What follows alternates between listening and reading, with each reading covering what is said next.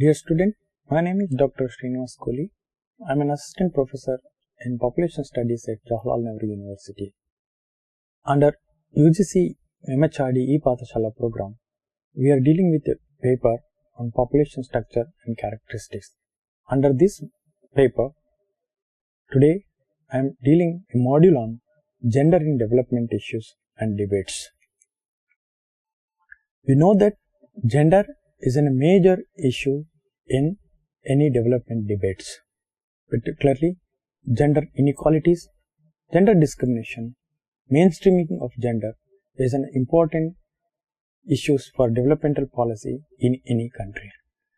So the objective of this particular module is to provide an analysis of the location of women in the process of development and to understand the centrality of gender in each case of the development, whether it is social development, economic development, or health and political emancipation. The second is to understand the theoretical framework of locating the gender in the development process, issues and debates over the time. So how the framework of locating gender in the development process is changing, and what are the important issues, what are the important debates which is changing over the time. So the important gender questions which we need to be addressed in this particular module is what happens if gender equality is not ensured. So if a country ignores the gender inequality, then what is happening to its economic growth, social progress, educational development, health development and the political progress. So and what happens in all these spheres if we neglect the existing gender hierarchies, existing gender inequalities. Then the next question is, how does gender inequality affects the women? So how it affects women's economic prospects, social prospects, educational prospects and health prospects and political prospects, how it restricts women from entering into all these spheres. Are there any other gender related challenges which restricts women from liberating from the clutches of the underdevelopment? But why should gender equality matters to each one of us? Though it is only matters to the nation as a whole, or it is matters to each one of us. When what we can do to fix these problems? What as an individual, as an institution, as a community we can do to fix the issues of gender in the development process. We know that as number of works, research scholarly work has been advocating that women are of the world population but not with the of the spheres of wealth. A number of scholarly research continue to advocate that although women are of the world's population but not with of the share of wealth, well-being and opportunity. There is an increasingly advocating of the concept of feminization of poverty, where people are advocating that more and more number of newly aided people under below poverty line are from the female population. Because if there is an economic crisis at the household, female are the first people to suffer along with their children at the household level. So any developmental adverse consequences firstly affects women in the household and in the society and in the community. Therefore, in all our recent international policies, UN policies, we have been advocating for integrating of women into development process and removing gender inequalities in the development process. So as a consequence, in the past Millennium Development Goals, we have given the enough importance to women's emancipation and mainstreaming of women into development process in the number of goals.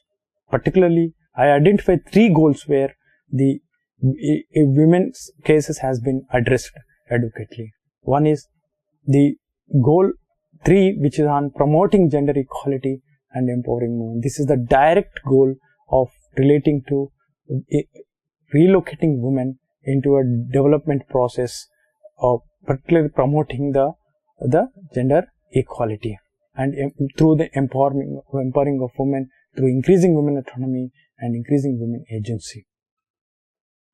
Then the other goals are goals which deals about the locating the women into development process are specifically related to different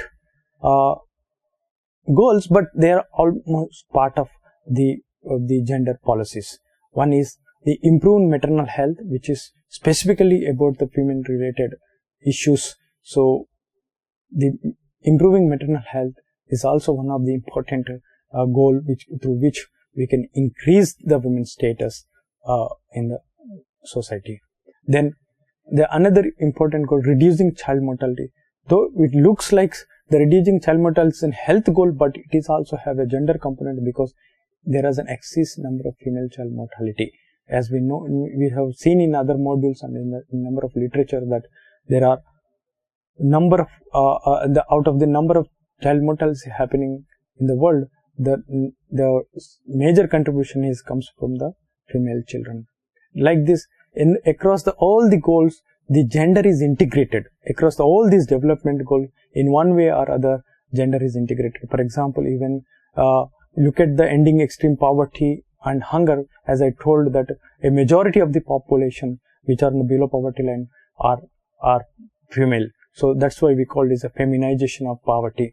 And achieving universal education, universal primary education is also includes gender component, because the number of illiterates is majorly contributed by female compared to their male counterparts. The share of female in the number of illiterate population is more than the male. The same way, if you look at the combating HIV, malaria and other diseases, the most of these places, particularly if you look at HIV and AIDS, the lack of gender empowerment, lack of women autonomy, agency is one of the major reasons why women is more affected with the particular disease. So, in the previous policies and in the ongoing policies, we have trying to integrate the gender component into development process.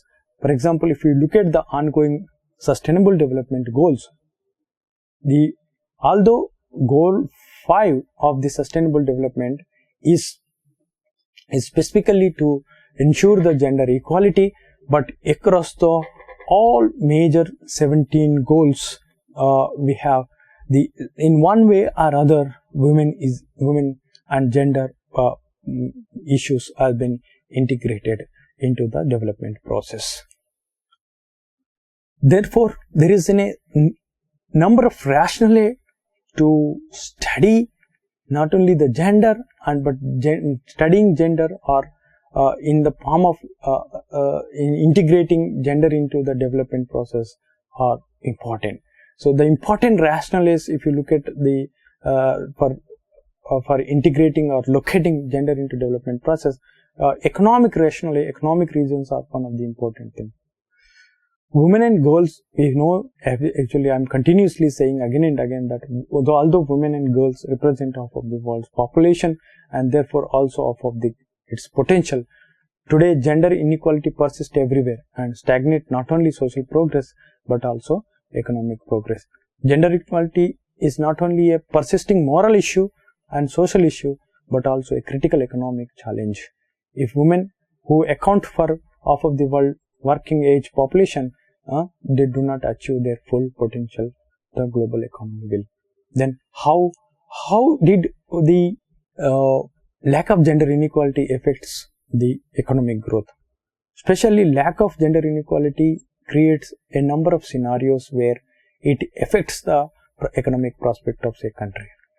First, they are the half of the labor force, and lack of gender equity or lack of women's empowerment is basically make them in disadvantaged position in terms of their education and health. care access and health outcomes. So the lack of education, access to education, good education, technical education, skilled education, and lack of access to healthcare make them a unskilled labor force, unskilled and unhealthy labor force, which directly contributes to the loss of economic growth.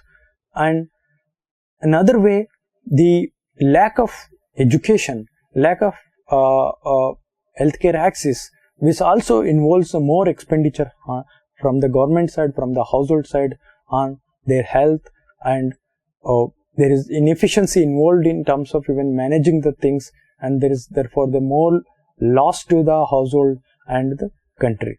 Then, and the other way, the uneducated and unhealthy mothers also produces future unhealthy children. So unhealthy children and future labor force. So this is a cyclic process where uneducated, unhealthy mothers will also create a unhealthy, unhealthy and low skilled the children who are the future workforce. So then among the indirect way also there are a number of processes. One is a better educated and healthy women will contribute not only to directly to the economic gains, but also they restrict the loss, and therefore when they restrict the loss, a household can save more, and more savings will increase the capital formation for the country. So in this way, one can say that the gender inequality causing a huge economic loss to the many countries. Even some of the rough estimates even says that gender inequality is causing as high as $12 trillion to the global economic growth. This is some rough estimation, but even for each country, if you count, it will be. For example, a simple child marriages in a country like India, huge country like India, it is causing as high as 1.7% economic growth loss to the country due to the child marriages, and as high as it is causing 26,000 infant deaths. If you look at the GDP loss due to economic gender gaps across the various countries, we find a interesting picture where we see even some of the highly developed countries in terms of economic status. I mean that here development means the high per capita income countries. For example, Qatar, Oman, Dubai, UAE, Japan. These are the countries which is losing heavily due to the existing gender gaps. And India is also ranks one of among countries among which the losing highly facing a high economic loss due to the gender gap. For example, if you look at the India's case, even the marginal increase, like from the 10% increase of women's participation in employment from the current 31% to 41% by 2025, can easily accomplish an increase of 70% of the current GDP improvement. So such an impact it has on the economy. Some of the reports suggest that even there is a loss of maybe around $2.9 trillion in India alone due to the existing gaps in gender parity by 2025. Then how we can integrate women into development process? What are the development process and what are the questions in front of us? If you look at the question, does women and men are same in the process of leads to development? That's the first question we need to look at. Does women and men are same in the process that leads to development? That means the women is equally participating in terms of the all activities that leads to development. Then second is, does the women labor is valued as same as the men in the process of production of goods and services? the women labor equally given value, the wages discrimination. These all are the issues which need to be looked into. Another is, does the fruits of development will equally shared by men and women? That is another important. Whether the developmental fruits are trickled down into male and female, are converging. That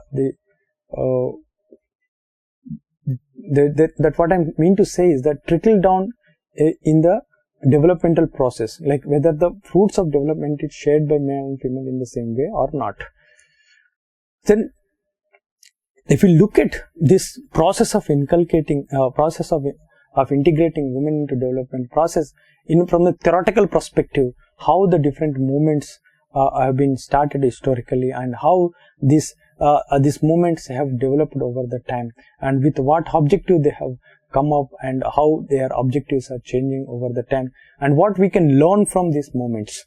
So, if you look at this entire theoretical movements, we can classify them broadly into 4 groups. One is women in development approach, which is basically from the liberal feminist approach or liberal school of thought. Then women and development approach, which is by Marxist feminist, and gender and development approach, which is by socialist feminist, and women and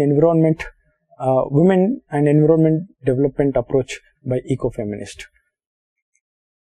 If you look at women in development approach by liberal feminist school of thought, we can look like it is basically the term women in development was coined in the early 70s by a Washington-based network of female development professionals.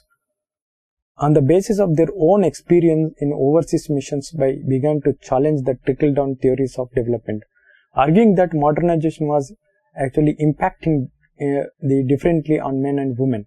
Instead of improving women's rights and status, the development process appeared to be contributing to a deterioration of their position. The convention and elimination of all forms of discrimination against women approach, which started in 1979, the convention on elimination of all forms of discrimination against women, which has happened in 1979, also advocates that for organized women's rights to receive training, education, and extension of services, as well as equal access to credit, marketing facilities, and equal treatment in agrarian reform. Particularly, they have a slogan to integrate women into development. So, this movement, basically, women in development, the origin is basically a traditionalist and modern liberal feminist approach, which although the progressed well over the period. The theoretical basis for this particular approach is based in the literature of Esther Boshrov, which has basically come out in the 1970s. Her work on integration of women as a workers and producers is one of the significant ones.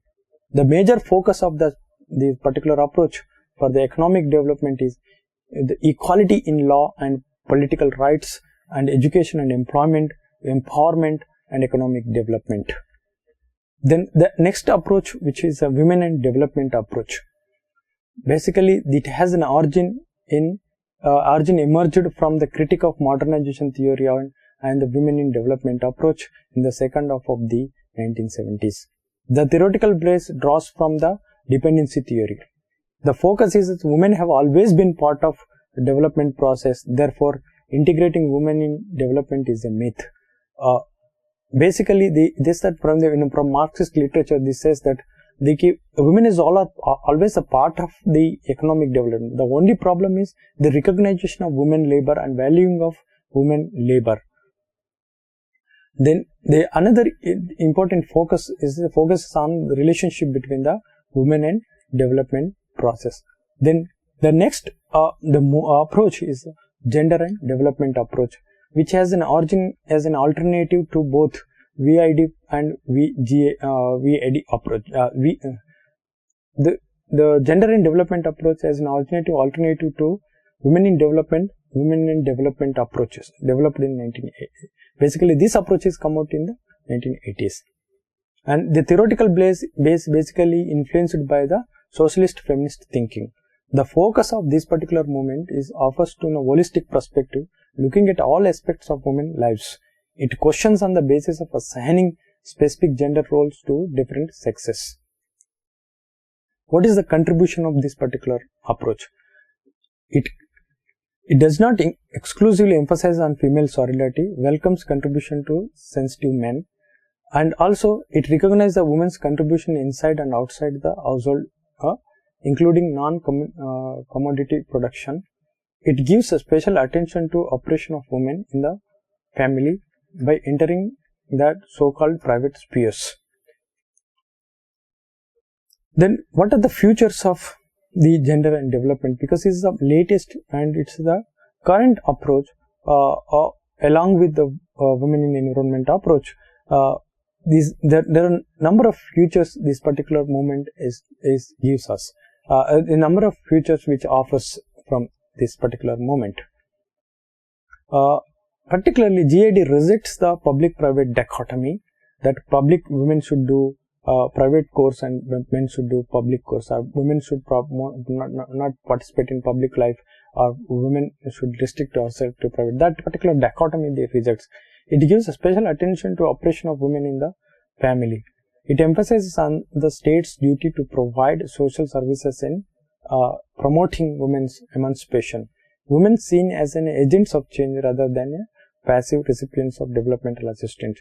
They stresses on the need for women to recognize themselves for a more effective political voices. Recognize that patriarchy operates within and across the processes to oppress the women. Focuses on strengthening of women's legal rights, including the reform of inheritance and land laws. It talks in terms of upsetting the existing power relations in society between men and women. Women empowerment and development. This is another approach which came as a consequence of changing climate and geographies. The ecofeminist approach is basically says that male control over nature and women is proposing the fundamental changes in the dominant discourse of development to incorporate women voices and contextualize local knowledge to protect the environment and women. The ecofeminist approach basically says that male control over nature and women, proposing fundamental change in the dominant discourse of development to incorporate women's voices and contextualizing local knowledge to protect the women and both environment. Particularly if you look at the oil crisis and fuel issue, reduced wood fuel consumption by reducing wood saving stove. This is another important initiation of afforestation. These all are and 1972 UN Conference on Human Environment and CHIPCO movement, Nairobi Forum for 1985, women as an environmental manager, women as a better environmental manager compared to. There are a number of studies conducted in the European context that which says that women are the better managers of the environment compared to men, in terms of course in terms of into polluting the environment or causing damage to environment, or in terms of saving environment. In all places it comes out that women are better managers of environment compared to. But it's important to know that okay, these movements are all advocating for the gender parity, gender equity, and are advocating for the locating women into developmental process, encouraging women to participate in developmental process. But if you look at the current scenario, what level of gender disparities are exist in the globe across the countries? It comes that 70% of world's population living in poverty are women. Women represent 2/3 of the world's 960 million non-literate people. In most developing countries, boys enroll in school exceeds than girls. Approximately 2/3 of 130 million children of school who do not or cannot go to school are girls. Globally, violence against women causes more death and disability among women aged 15 to 44 than they do cancer, malaria, traffic accident or war. 2 million girls are at the risk of each year for female genital mutilation. So these are the shocking facts that in spite of the continuous advocacy for gender development and gender empowerment and integration of women into development process. These are the current scenario of gender disparities in the world. So what steps we can take to are integrating gender into development? The three important key processes are rethinking development paradigms and strategies. So particularly only growth-based approach, whether everybody is in part of it, or inclusive policies, lacking inclusive policies, which led to the subordination of women or elimination of women from the development process, and building the bridges towards the cooperation and collective action. That's another important modality, how we can integrate the women into developmental process, and removing the gaps and building the bridges to remove that gap is important. Changing requires in the social movements. Of course, the social approach need to be changed particularly from the traditional patriarchal societies to the modern capitalistic approaches. There is need to change the approaches of looking at the women's labor, women's participation in the work, and women's political participation, and about the special needs of women in terms of healthcare and education is important. So what could this, what we can conclude, that the Eastern Bourse has highlighted, particularly by taking the Eastern Bourse's work on the women in development, one can say that has she highlighted the women's central position in the economic life of the third world through her book Women's Role in Development, that women in development approach helped to ensure the integration of women into workforce and increase their productivity to improve their lives. Gender and development approach is focused about how socialist roles and reproductive roles and economic roles are linked to gender inequality and masculinity and femininity.